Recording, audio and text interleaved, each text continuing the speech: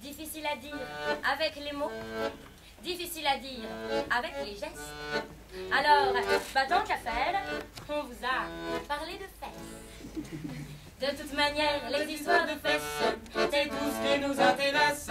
Alors, tant qu'à faire, autant on va faire de manière. Allons, monsieur le marchand, s'il vous plaît. Faites pas votre feignant, hein. Maintenant que vous êtes là, allez, quoi. Encore un petit coup. Encore un petit clou, s'il vous plaît, monsieur le marchand, mais juste pour être sûr, hein. Parce que si jamais il se décroche votre esprit, comment je vais faire? Regardez. Elle a commencé à le flatter, à le complimenter sur la qualité de son travail, à le caresser dans le sens du poil et puis à l'embrasser.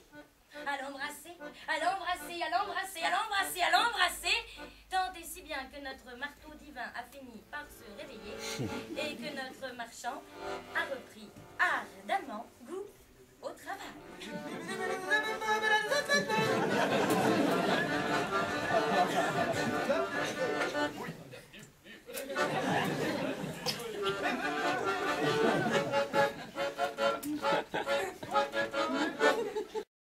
Et puis un jour, Sainte se promène sur un chemin.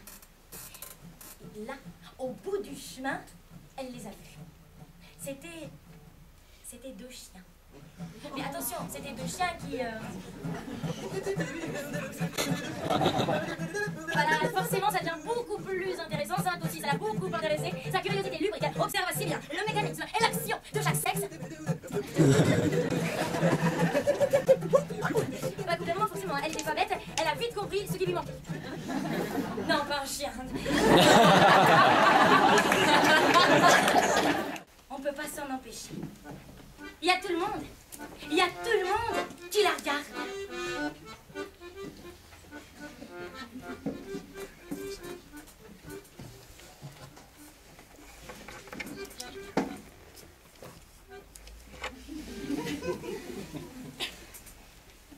Et comme de par hasard, c'est à ce moment précis qu'un nouveau personnage débarque dans cette histoire. Il s'appelle Paul. Et Paul, que je vous le décrive un peu, les filles, vous voyez, il est grand, déjà.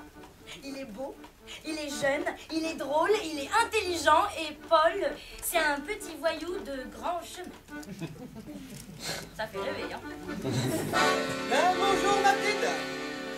J'étais de passage dans la région. J'ai entendu parler votre affaire. Présent, marchand d'esprit pour vous servir. Bien le bonsoir, messieurs, dames, pardon de déranger en se présent. Le bistrot d'à côté va juste d'arriver. On vient pour vous raconter de petites histoires de tout de rien, mais qui pourront peut-être changer votre quotidien. Ou tout du moins, j'espère votre soirée. Enfin, si tout se passe bien, ce qui, ma foi, n'est pas à négliger. Papa, il me faudra